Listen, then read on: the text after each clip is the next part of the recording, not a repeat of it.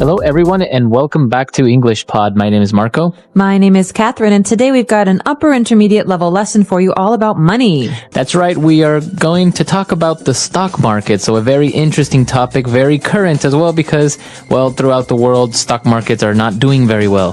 That's right. And you may have seen on the television a lot of information about this. So today we're going to hopefully explain some of the things and phrases and words that you've been hearing. But first, we've got a couple of important indicators, a couple of acronyms actually that you're going to hear about. So let's look at those in today's vocabulary preview. Vocabulary preview. All right, so the first word that we have on vocabulary preview is the NASDAQ. NASDAQ. NASDAQ. N-A-S-D-A-Q. So this is basically the American stock market. Right. It's an acronym. Now, it's a really, really long acronym, so we're not going to get into it, but it is basically the American stock market where all these companies are trading stock. Publicly traded companies. Great. So publicly traded companies, you're basically trading their stocks through NASDAQ. Right. Mm-hmm. And now the next one that we have is an indicator which tells us how well some companies or some stock are doing, and that's the Dow Jones indicator. Dow Jones indicator. So maybe if the Dow Jones is really low for something, we think, man, it's not doing so well. Right. If it goes up, things are improving. Right. So usually the Dow Jones it's based upon the 50 biggest companies in the United States, the 50 biggest publicly traded companies. Now, you can divide it into like industrial companies or pharmaceutical companies, etc., but in general, that's the indicator and how it works. Great. So let's take a listen to today's dialogue and find out how these words are used in context. And we'll be back in a moment to talk about what's going on.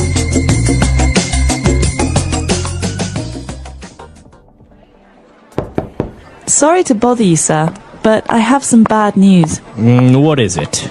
Well, the stock market just took a huge plunge, and we've lost a lot of money. What do you mean? What happened?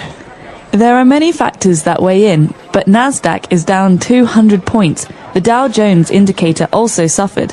Our portfolio is worth half of what it was worth 1 week ago. How is this possible? You are supposed to be talking to our stockbrokers and making sure that our securities and investments are safe and making a profitable return. I know, sir. We didn't expect a bull market to become a bear market all of a sudden. On the other hand, you still have some high-yield trash bonds and government bonds that will give us enough liquidity to cut our losses and reinvest in emerging markets. We could potentially make this tragedy work for us and make us think outside the box. Do what you have to do. One other thing, don't tell the rest of the stockholders about this. If they find out, it's the end of this company. All right, we're back. So a lot of interesting words there. I think a lot of them were very specific to the stock market and very, maybe a little bit difficult. So why don't we take a look at a couple of those and language takeaway. Language takeaway. Okay, so this first word is a very important word in banking and finance. We talk about portfolios a lot. So portfolio. Right. So basically a portfolio is the variety of things that you own. For example, in the stock market, it could be stocks, it could be bonds, it can be mutual funds, etc. Or, for example, if you're a company, your product portfolio could be all the products that your company owns. That's right. So in this case, our portfolio is worth half what it was a week ago. And so this is a sentence that means, we've lost half of the money we invested. Right. All of our investments are in a portfolio. We talk about them as a portfolio. And when we lose money, we mean we say our portfolio is worth less now than it was before. Exactly. And well, moving on, he starts to talk about the bull market and the bear market. So what is this all about? Well, a bull is an animal with horns. Right. And a bear is another animal. So we're not talking about animals here. Right. We're talking about special finance phrases. Right. So the bull market would be again, talking about companies and trading. It would be maybe a market that's growing very rapidly, that's very, very strong. That's a bull market. So people often talk about China's bull market, right? Right. How China continues to grow and grow and grow and grow. Mm-hmm. But a market that slows down, like the United States last year, would be a bear market. Right. So think of a bear, maybe it's sleeping, it goes it's into hibernation. That's a bear market. So a slow market. It's not really growing. Very good. But talking about a portfolio again, we might have stocks, but in this case, the two people are talking about their bonds. Right. So he says, you still have some high-yield trash bonds and government bonds. What's a high-yield bond and what's a trash bond? Okay, so when we think about the word yield is how much it gives, right? So how much we are getting from it. So something that is high yield means that you're getting a lot from it. For example, this orange tree yields 300 oranges per year. Okay, That's how much we get from it. Exactly. So we're getting 300 oranges. That's how much it's yielding. And so so basically that's what yield means. So when we talk about trash bonds, this on the other hand, it's a word that's maybe a little bit tricky, but a bond is a promise that you get from the seller that he's going to pay you back the money that you give him with interest, right? But a trash bond is a very risky bond. It means that the seller might not pay you back because, you know, he's still trying to get all the money. All right, but a high-yield trash bond means that you might make a lot of money from this bond, unless, of course, it's not very dependable. Exactly. So It's risky. of course, since it's riskier, it has more yield. Great. So high-yield trash bond. And then what about this? They will give us liquidity to cut our losses. Liquidity. We hear all about liquidity in finance. Exactly. Maybe in your company, the accountant will talk about this. And that's basically just to have money, cash in hand. So you have money to pay things or to buy things, right? Not Okay, with so it's available. available, yeah. Not with credit. The opposite of credit. Okay, liquidity. And finally, instead, what are we going to do? Let's think outside the box. We could reinvest in emerging markets. And this is a very hot topic lately, talking about emerging markets. So to emerge means to come up, right? To rise. Yeah, to come out. So it's almost like new or growing markets.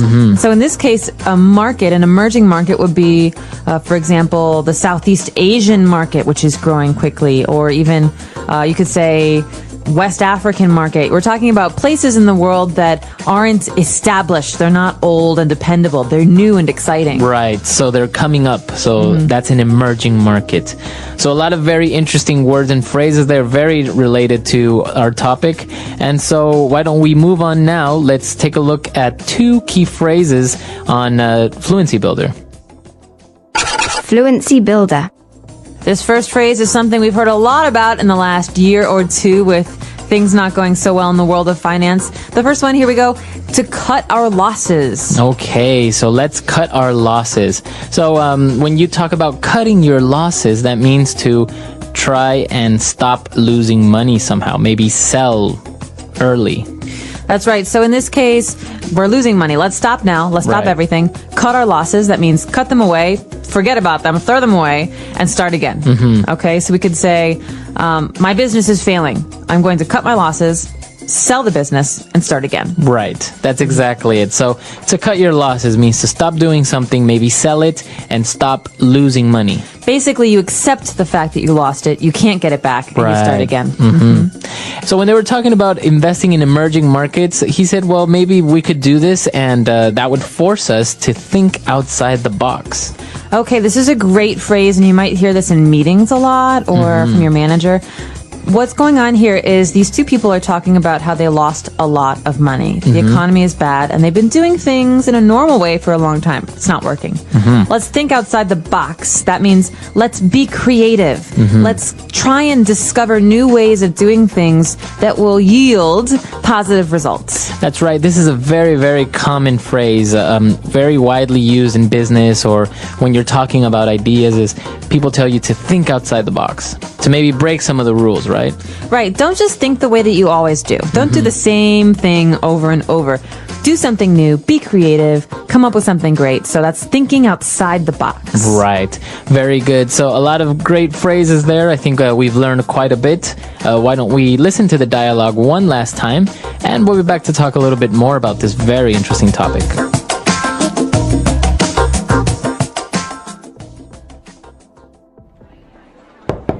Sorry to bother you, sir, but I have some bad news. What is it? Well, the stock market just took a huge plunge and we've lost a lot of money. What do you mean? What happened? There are many factors that weigh in, but Nasdaq is down 200 points The Dow Jones indicator also suffered. Our portfolio is worth half of what it was worth 1 week ago. How is this possible? You are supposed to be talking to our stockbrokers and making sure that our securities and investments are safe and making a profitable return. I know, sir. We didn't expect a bull market to become a bear market all of a sudden. On the other hand, you still have some high-yield trash bonds and government bonds that will give us enough liquidity to cut our losses and reinvest in emerging markets. We could potentially make this tragedy work for us and make us think outside the box. Do what you have to do. One other thing, don't tell the rest of the stockholders about this. If they find out, it's the end of this company.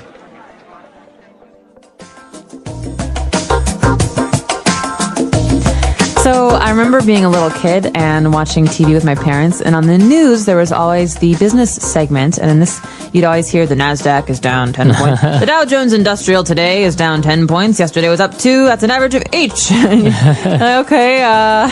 Yeah, it's very complicated, especially if you take a look also in the newspaper. Sometimes it shows you different publicly traded companies, and it has a bunch of numbers.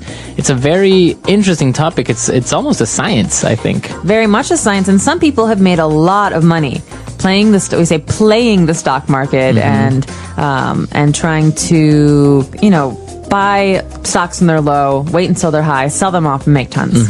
Yeah, it's pretty much analyzing risk, so making calculated decisions, and that's why they use all these formulas and all these different ratios and ways to ponder how much they should invest or what would they gain, and so it's very, very interesting. Many people compare it to gambling, but it's kind of like gambling, but not really, because you don't really depend on luck. You kind of make calculated decisions.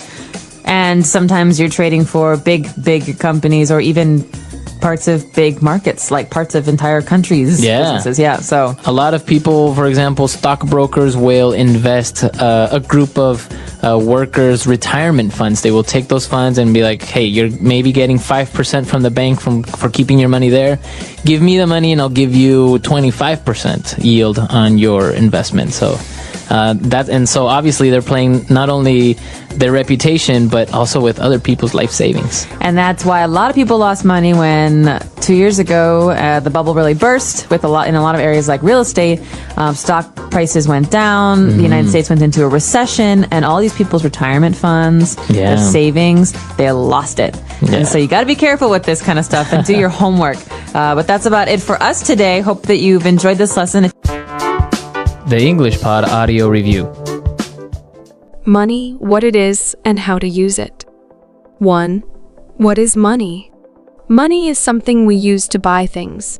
We need money to buy food, clothes, houses, and many other things. People earn money by working, and they spend money to live. A long time ago, people did not use money. They used a system called barter. Barter means exchanging things. For example, a farmer who had apples could give them to a fisherman in exchange for fish. But barter had problems. Sometimes, the fisherman did not want apples. People needed a better system, so they created money. 2. The first money. The first money was different from today's money. In some places, people used salt as money because it was very valuable. In other places, people used gold and silver to trade. Some cultures used cowrie shells from the ocean. Money became popular because it was small, easy to carry, and accepted by everyone. Slowly, coins and paper money were invented. Today, we use coins, paper money, bank cards, and even online money. 3. How do people get money? People do not find money on trees. They must work to earn it. There are different ways people can get money. 1. Working at a job. People work in offices, shops, schools, hospitals, and factories. 2. 3. 4. Receiving gifts. Sometimes, family and friends give money as a gift. Money is important, but it is not always easy to get. That is why people must use money wisely. 4. How to use money wisely. Some people have a lot of money, and some people have only a little money. But no matter how much money you have, you must spend it carefully. Here are some good ways to use money. Save money, keep some money in a bank or at home for the future. Spend wisely, buy important things first, like food, rent, and clothes. Avoid wasting money, do not buy things you do not need. Help others, if you have extra money, you can help people in need. Some people spend their money very fast. They buy things they do not need, and then they have no money left. This is not a good habit. 5. The importance of money. Money is very important because it helps us buy the things we need to live. It also helps people get an education, pay for healthcare, and live a comfortable life. However, money is not everything. Some things are more important than money, such as good health. Without health, money is useless. Family and friends, love and friendship cannot be bought. Happiness, money can buy things, but it cannot buy true happiness. 6. Conclusion. Money is very useful, but it must be used wisely. People should learn how to save money, spend carefully, and help others. While money can make life easier, the most important things in life are kindness, love, and happiness. Now, think about this. How do you use your money? Do you save it or spend it quickly? Learning how to manage money is an important skill for everyone. The English Pod Audio Review. Listen to the meaning, then say the vocabulary word. A steep and rapid fall. Plunge. To contribute, especially in a discussion. Weigh in. Affording gain, benefit, or profit. Profitable. The amount of something that is produced. Yield. Take another look at something. Think outside the box.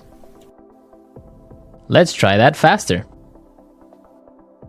To contribute, especially in a discussion. Weigh in. Affording gain, benefit, or profit. Profitable. Take another look at something. Think outside the box. The amount of something that is produced. Yield. A steep and rapid fall. Plunge. Now say the word and hear it in a sentence. Plunge.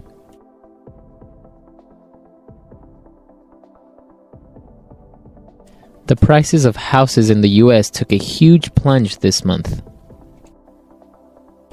Plunge.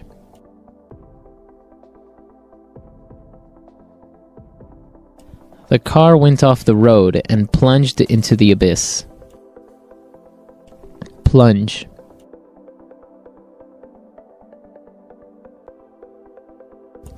The value of our stock has taken a major plunge. Weigh in.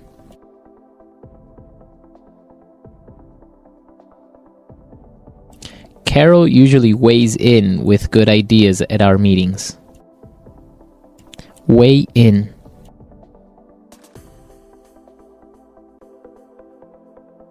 Many factors weighed into our decision to fire you. Weigh in.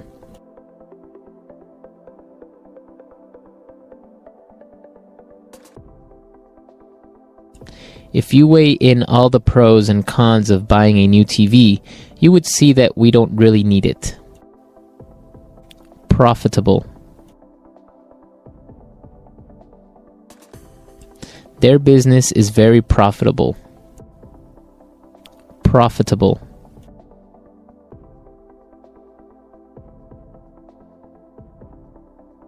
I think we can be profitable if we reduce our operational costs.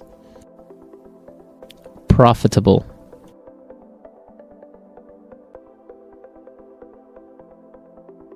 Real estate is one of the most profitable businesses in the world. Yield.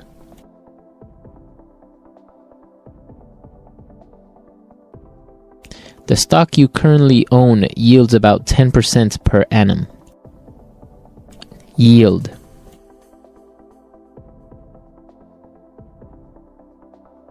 I am very unhappy with the yield of these securities. Yield.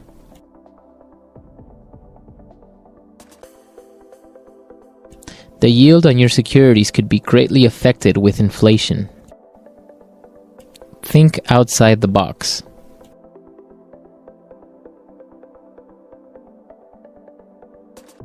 When you have to solve a problem, it's good to think outside the box. Think outside the box.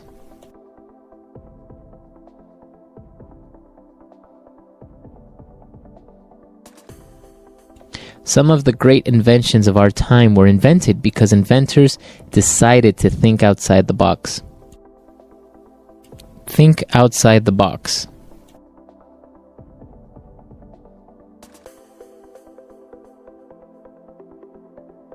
Thinking outside the box can offer a different and novel perspective on things and life.